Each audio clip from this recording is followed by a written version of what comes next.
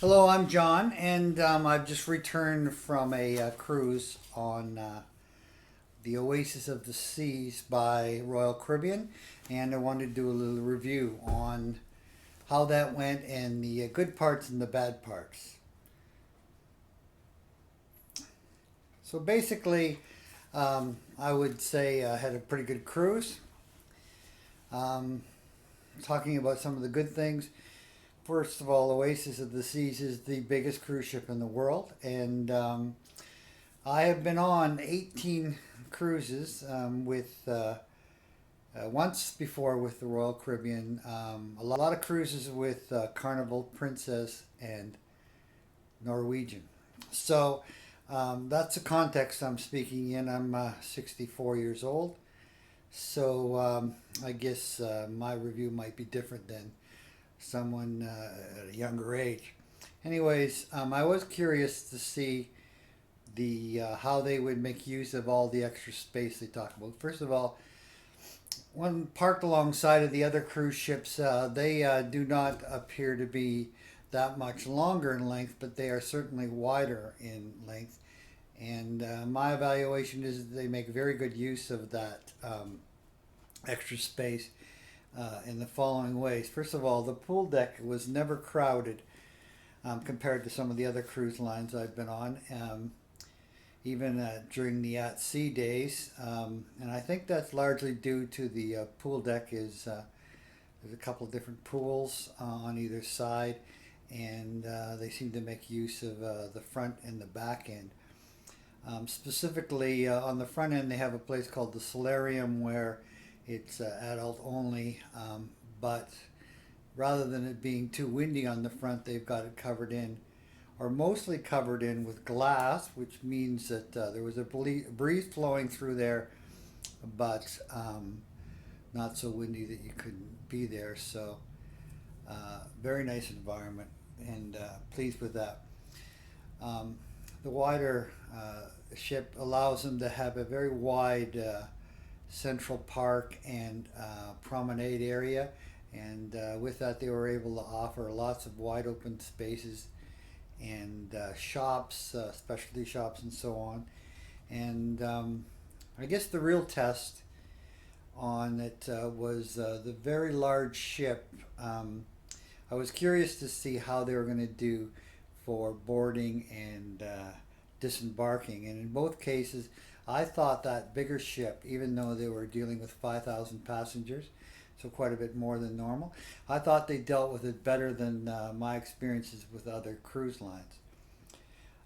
Getting on board was a lot better because they started boarding people early in the morning and put them in a holding area uh, until the ship was ready to receive passengers, and then we were allowed to go on the ship about 10 o'clock, 11 o'clock in the morning. And just hang out in the promenade. So even though the rooms weren't ready, that was still kind of nice to do that. So that's a good feature about the Oasis of the Sea.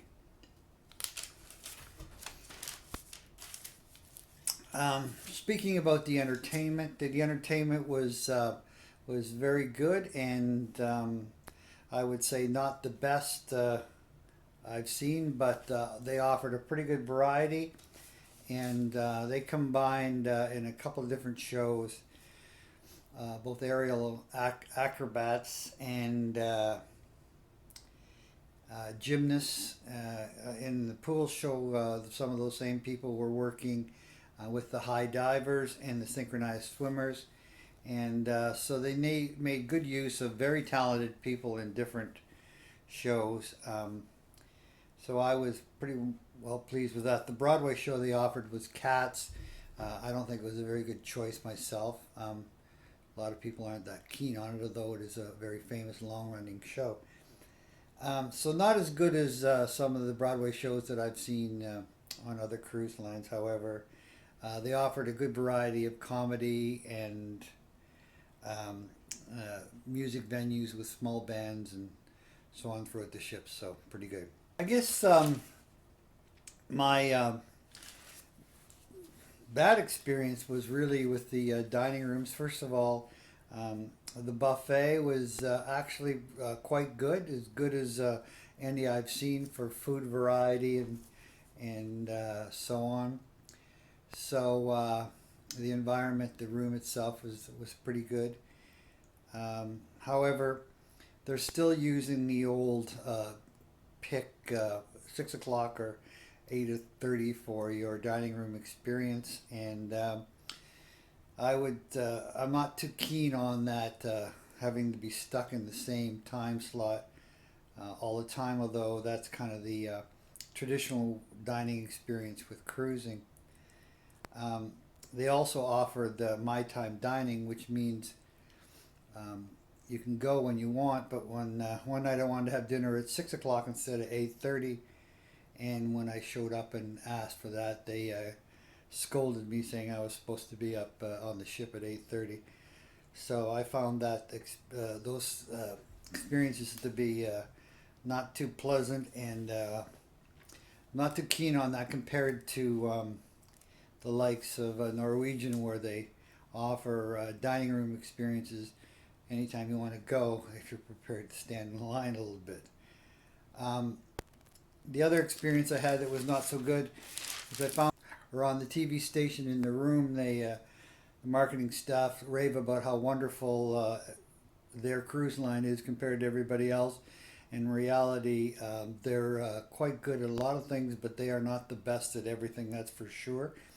So I found that there was a kind of an arrogance in their sales pitch that way. And in the dining room on the final night, we were coached on how to complete the customer satisfaction survey to the point of being badgered. And I didn't think that was a very good experience.